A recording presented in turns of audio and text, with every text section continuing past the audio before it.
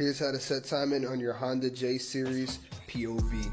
So to start, you always want to start with the top dead center on the crank. This is before taking any timing off. So we take the front, put it in top dead center, and the rear head, put it in top dead center. The first thing that I do is I loosen up that tensioner and I take off the bottom bolt first so it dangles. Then I just get it completely out the way. I'm doing this belt, taking it off one-handed. I mean, it's easy if you got two, but it's just a belt at the end of the day. This is an example of that rear head skipping with the timing and top dead center, the pistons, everything closed. You just can move it around. But this is just to show you guys how it jumps. This is me putting in that seal at the bottom after everything, because I did put a crank into this car. So just making sure it's all good. We put new seals, new gaskets, new rear main, everything. Torquing everything to spec, of course.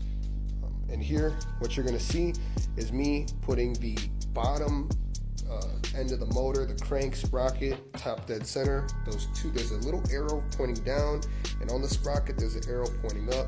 You want to make sure those are pointing at each other.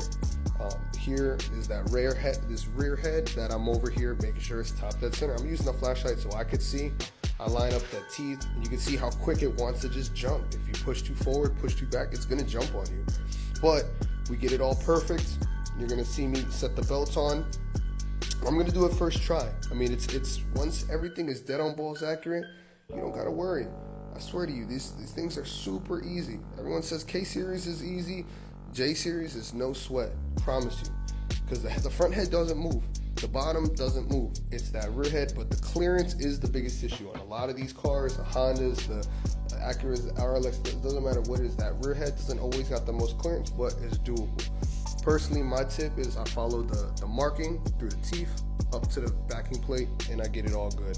But here we got top dead center. The bottom end is top dead center, and then you can see that rear end, rear head, top dead center. That's all it is. That's all it is. Pro tip: if you apply a little pressure to that pin after you put a tensioner in there, it just makes that pin easier to come out, because if you just yank on it, you're going to break the pin, you're going to have a hard time, then you're going to just piss yourself off just because you're going to have to pretty much do it all over again. But that's how you do it.